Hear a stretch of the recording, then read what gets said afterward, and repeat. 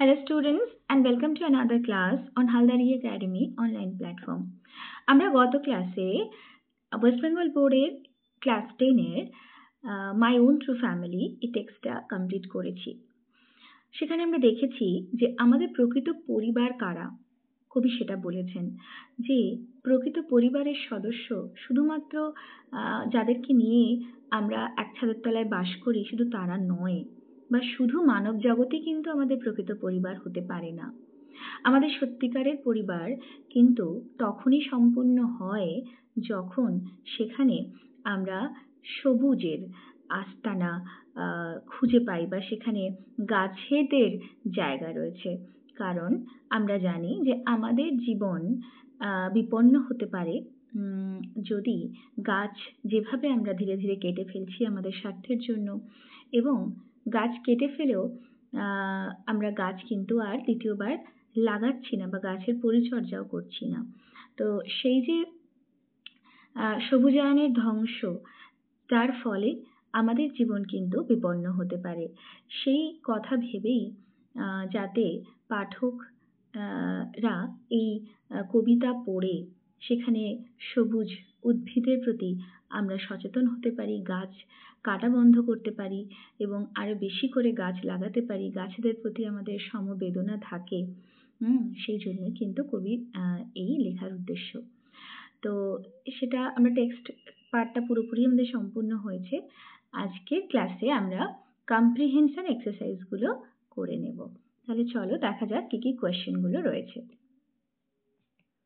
ফার্স্টে দেখো, choose the correct alternative to complete the following sentences. তোমাদেরকে সঠিক অল্টারনেটিভ চুজ করতে হবে নিচের বাক্যগুলোকে সম্পন্ন করার জন্য। Creeping in an oak wood, the poet was looking for a. তো কবি যখন ওক উডের মধ্যে, ওক জঙ্গলের মধ্যে প্রবেশ করলেন, তখন তিনি কি খুঁজছিলেন? তিনি, আমরা আগে পোয়েম থেকে দেখিনি যে এখানে লেখা আছে, দেখো, স্ট্যাগ, তাই তো? আর what's the meaning of stag? Is a male deer. Okay, that's the meaning of stag. তাহলে নিশ্চয়ই গোট, রাইনোসিরাস বা বাফেলো এরা কারো নয়, সেটা হচ্ছে answer is stag. Next question, whenever an oak tree is felled, যখনই কোনো ওক গাছ কাটা হবে, the number of trees the poet must plant is, বলছে একটা গাছ কাটলে কটা গাছ কাটার কথা কবিতায় বলা আছে। দেখো এখানে রয়েছে you swear you will plant 2। এখানে দেখো whenever you see an oak tree fell, swear now you will plant 2। তাহলে সঠিক আনসার হবে কি 2, তাই তো? Next, when the poet came out of the oak wood, যখন ওক জঙ্গলের মধ্য থেকে কবি বেরিয়ে এলেন, his heart was that of a, তার হৃদয়টা কিসে পরিণত হয়েছিল? স্ট্যাগে, মেল ডিয়ারের হাটে, ট্রি গাছের হাটে, হিউম্যান চাইল্ডের হাটে, না ওল্ড ওম্যানের হাটে? তো আমরা দেখবো এখানেই রয়েছে, যে একদম লাস্ট লাইনে চলে যাব, my walk was the walk of a human child, but my heart was a tree, তাই তো? তাহলে কবির হৃদয় গাছের হৃদয়ে পরিণত হয়ে গিয়েছিল। এবার দেখো, state whether the following statements are true or false, provide sentences or phrases or words in support of your answer।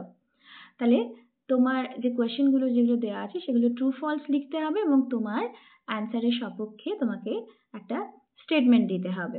First question দেখো, the old woman held the poet's secrets in her little bag.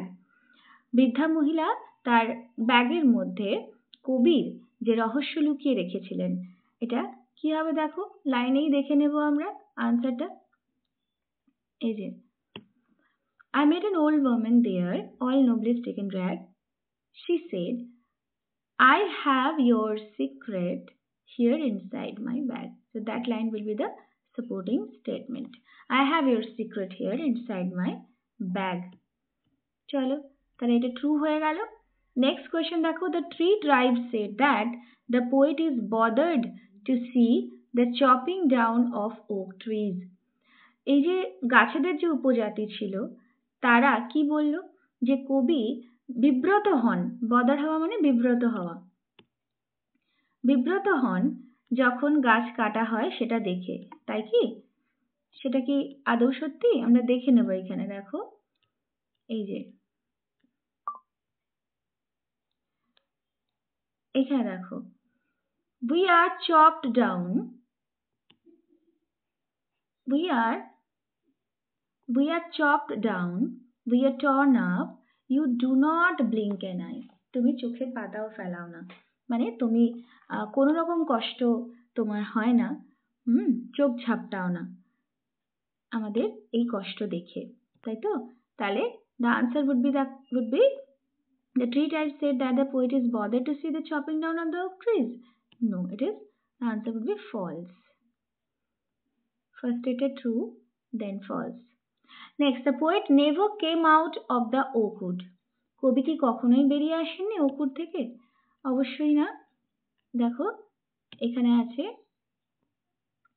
when I came out of the oak wood. When I came out of the oak wood. That will be the supporting statement of your answer.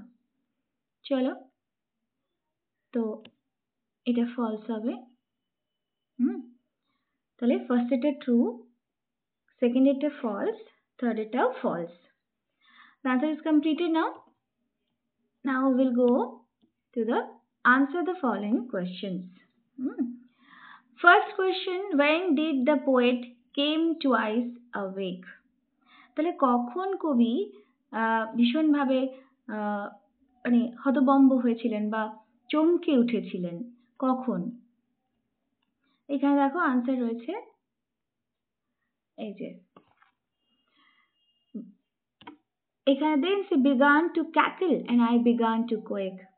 She opened her little bag and I came twice awake. তাহলে আমরা আনসারটা কিরকম লিখবো দেখো, এই যে তাহলে question was when did the poet came twice awake? Answer would be as the old woman opened up her bag and said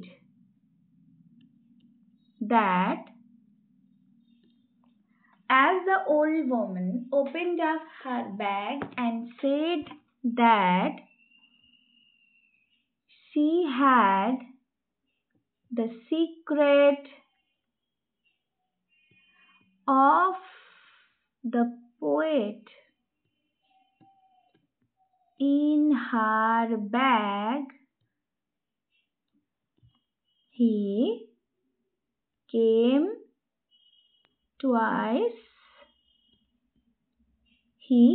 twice awake.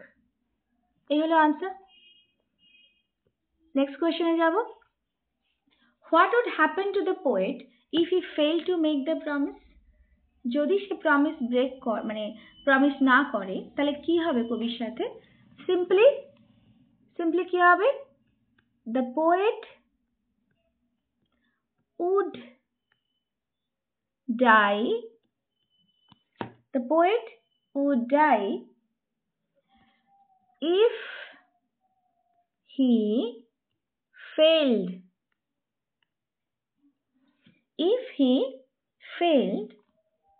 to make the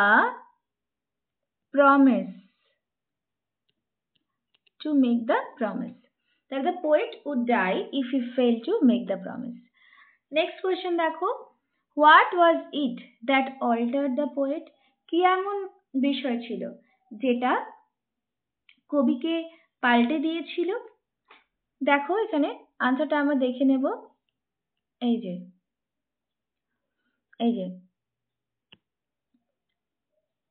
this was my dream beneath the boughs, the dream that altered me. তাহলে what was the thing? It was the dream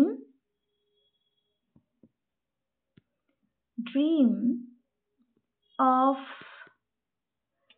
the oak tribe that altered the poet. তাহলে সেই ড্রিমটা, সেই স্বপ্নটা, যে okay ট্রাইবে যে স্বপ্নটা কবি দেখছিলেন, সেটা কিন্তু তাকে পুরোপুরিভাবে চেঞ্জ করে দিয়েছিল। এই গেল আমাদের question answer. Now we will discuss grammar in use. Okay, তো এখানে তোমরা যেটা দেখতে পাচ্ছ, ইনডাইরেক্ট স্পিচ। পরোক্ষ উক্তিতে তোমাদের পরিবর্তন করতে হবে, প্রত্যক্ষ থেকে পরোক্ষ, মানে ডাইরেক্ট স্পিচ থেকে ইনডাইরেক্ট স্পিচ করতে হবে, মানে ন্যারেশন চেঞ্জ করতে হবে। তো দেখে নেব প্রথম কোয়েশ্চেনটা কি আছে।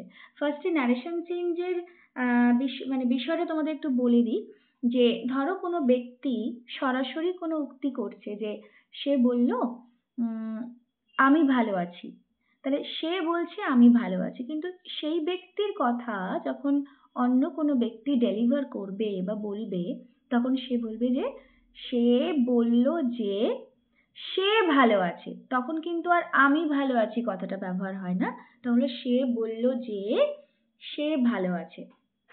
এবং যার ফলে আমরা কি করি, এই কমা, ইনভার্টেড কমা যেগুলো দেওয়া আছে, এগুলোকে আমরা তুলে দিয়ে একটা কানেক্টর লাগিয়ে দিই, হয় দ্যাট, নয় ইফ, নয় ওয়েদার, নয় ওয়েদার, নয় টু। তো এইরকম কিছু কানেক্টর আছে, সেই কানেক্টরগুলোকে দিয়ে আমরা এই কমা ইনভার্টেড কমাটাকে রিপ্লেস করে দিই, কমা ইনভার্টেড কমাকে রিপ্লেস করে দিই, এবং কি করি না, এটা এই যে সেন্টেন্সটা, এটা যেমন ইন্টারোগেটিভে আছে, এটাকে আমরা কি করব, এটা অ্যাসার্টিভে করে নেব। কিরকম ভাবে করব আমরা একটু দেখে শিখে নেব। দেখো এখানে আছে রাহুল আস্কড দীপা, যেহেতু এখানে একটা কোয়েশ্চেন আছে এবং অলরেডি রাহুল আস্কড দীপা করাই আছে, তাই আমরা আর এখানে কোনো রকম চেঞ্জ করব না। তাহলে রাহুল আস্কড দীপা আমরা এটাকেই রেখে দেব। দেখো রাহুল, এটা যদি সেড টু থাকতো, ধরো আছে রাহুল সেড টু দীপা, তখন আমরা কি করতাম, আস্কড দীপা। কিন্তু যেহেতু অলরেডি রাহুল আস্কড দীপা আছে, তোমরা এটাকে আবার পরিবর্তন করে সেড টু করতে যেও না। পরীক্ষার খাতায় তোমরা দেখবে কখনো কখনো তোমাদের ডাইরেক্ট স্পিচেই কিন্তু কিছু কিছু জিনিস অলরেডি অ্যাডেড থাকে, যেগুলোকে তোমরা কি করো, চেঞ্জ করতে গিয়ে আবার পুনরায় আগেরটাই নিয়ে চলে আসো। যেমন এই সেড টু, আস্ক থাকলে সেড টু করে দাও, টোল্ড থাকলে সেড টু করে দাও, ইনডাইরেক্ট করতে গেলে সেটা করো না। যদি আস্ক থাকে আস্কই রাখবে, আর যদি টোল্ড থাকে তাহলে টোল্ডই রাখবে। ডাইরেক্টে সেড টু থাকলে তাহলে আমরা ইনডাইরেক্টে টোল্ড করি, কিন্তু যদি ডাইরেক্টে অলরেডি টোল্ড দেয়াই থাকে তাহলে তোমরা আর সেটাকে সেড টু করতে যাবে না। এই ভুলগুলো কিন্তু তোমরা প্রায়শই কমন মিস্টেক হিসেবে করে থাকো, তাই একটু ভালো করে তোমাদের বলে দেওয়া। Excuse me. Rahul asked Dipa, এবার যেহেতু কোয়েশ্চেনটাতে দেখো কি আছে, কোয়েশ্চেন মার্ক আছে, সেই জন্য আমরা এখানে রাহুল asked দীপা, তো ইন্টারোগেটিভ সাইন থাকলে আমরা ইফ বা ওয়েদার ইউজ করি, কিন্তু আমরা এখানে ইফই ইউজ করব। ইফ কাকে জিজ্ঞেস করছে, দীপাকে জিজ্ঞেস করছে। ইফ তাহলে উইল আছে, আমরা উড করব, if she would go to school, আর দূর অবধি ঠিক ছিল, she would go to school. এইবার তোমাদেরকে যেটা খেয়াল রাখতে হবে, টুডে আছে, টুডে থাকলে আমরা কি করি, দ্যাট ডে, মানে সেই দিন। ডাইরেক্ট স্পিচে যেটা কথা বলা হচ্ছে সেটা আজকের কথা বলা হচ্ছে, কারণ এটা ডাইরেক্ট স্পিচ। কিন্তু এটাকে যখন ইনডাইরেক্ট করতে যাব, তখন কিন্তু আর আজকের কথা বলা হচ্ছে না, সেটা সেই দিনের কথা বলা হচ্ছে, সেই জন্য আমরা টুডের জায়গায় দ্যাট ডে ইউজ করব। তাহলে Rahul asked Deepa if she would go to school that day. Next কোয়েশ্চেনে চলে যাব। Rita said to Ayesha, comma inverted comma, please give me a glass of water. তাহলে আমরা এখানে প্লিজ পাচ্ছি, মানে নিঃসন্দেহে এটা একটা ইম্পারেটিভ সেন্টেন্স। আর ইম্পারেটিভ সেন্টেন্স কাকে বলি না, যে সমস্ত সেন্টেন্স দ্বারা কোনো অর্ডার রিকোয়েস্ট বা অ্যাডভাইস বোঝায় সেই এক্সপ্রেশনগুলোর মধ্যে যে কোনো একটা যদি বোঝায় সেন্টেন্সের দ্বারা তাহলে কিন্তু সেটা হয়ে যায় ইম্পারেটিভ সেন্টেন্স। তাই এখানে প্লিজ আছে মানে এটা একটা রিকোয়েস্ট বোঝাচ্ছে, এটা একটা কি বোঝাচ্ছে? রিকোয়েস্ট বোঝাচ্ছে, সেই জন্য এটা ইম্পারেটিভ সেন্টেন্স। আর মনে রাখবে ইম্পারেটিভ সেন্টেন্সে যেমন আমরা অ্যাসার্টিভ সেন্টেন্সের কানেক্টর হিসেবে কি বসাই? দ্যাট বসাই, হ্যাঁ, আর ইন্টারোগেটিভের কানেক্টর হিসেবে বসাই ইফ বা ওয়েদার, অথবা যদি WH ওয়ার্ড থাকে তাহলে WH ওয়ার্ড বসে যায়।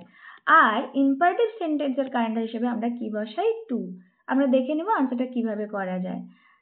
দেখো, রিতা সেড টু আয়েশা, তাহলে তোমাদের বলেছিলাম এক্ষুনি, আমি তোমাদের বলেছিলাম যে সেড টু থাকলে টোল্ড করবে, কিন্তু এখানে যদি সেড টুর জায়গায় তোমার কোয়েশ্চেনেই টোল্ড দেওয়া থাকতো তাহলে কিন্তু তুমি কখনোই সেটাকে সেড টু করতে যাবে না ইনডাইরেক্টে, তাহলে টোল্ডই থাকবে। তাহলে রিতা সেড টু আছে, তাহলে আমরা টোল্ড করে দেব। টোল্ড কাকে বলছে? আয়েশাকে বলছে। এবারে যেহেতু এটা ইম্পারেটিভ সেন্টেন্স তাই আমরা কানেক্টর হিসেবে টু বসাবো। কিরকম? told Aisha to give her a glass of water. কেমন? to give her a glass of water. আশা করি বুঝতে পেরেছো। Next question, the old man told the little girl may you be happy. তবে এখানে যেমন আমি বলছিলাম যে টোল্ডই আছে, সুতরাং চেঞ্জ করবো না। তবে একটা জিনিস এখানে দেখতে হবে যে যেহেতু এটা একটা প্রেয়ার বা উইশ এই ধরনের এক্সপ্রেশন বোঝাচ্ছে, উইশ বা প্রেয়ার এই ধরনের এক্সপ্রেশন কোন ধরনের সেন্টেন্স দিয়ে বোঝায় নিশ্চয়ই তোমরা জানো, সেটাকে কি বলে? Optative sentence. Optative, prayer, wish এগুলো অপটেটিভ সেন্টেন্সের দ্বারা বোঝানো হয়। তাই আমরা কি বলবো? দেখো, দ্য ওল্ড ম্যান উইশড, কি লিখবো? দ্য ওল্ড ম্যান উইশড, কি উইশ করলো? Wished that. এটা অপটেটিভ সেন্টেন্সেও কানেক্টর হিসেবে আমরা দ্যাট বসাই। অ্যাসার্টিভ, অপটেটিভ এগুলোতে আমরা কানেক্টর হিসেবে দ্যাটই বসিয়ে থাকি। The old man wished that the little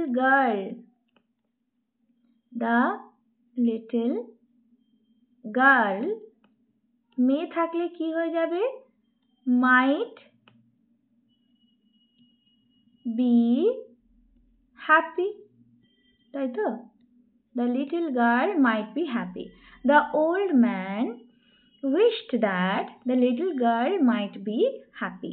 এটা হবে আনসার। মনে রাখবে এই যে ওল্ড ম্যান উইশড, এখানে কিন্তু তোমরা কখনোই লিখতে যাবে না the old man wished the little girl, এটা নয়, কারণ উইশের পরে আমরা অবজেক্ট দিই না, সরাসরি কানেক্টরে চলে যাই। The old man wished that the little girl might be happy. তো আমার answer is correct, answer is completed. Now next question. দেখো, Ranjan said, who doesn't know the name of Rabindranath?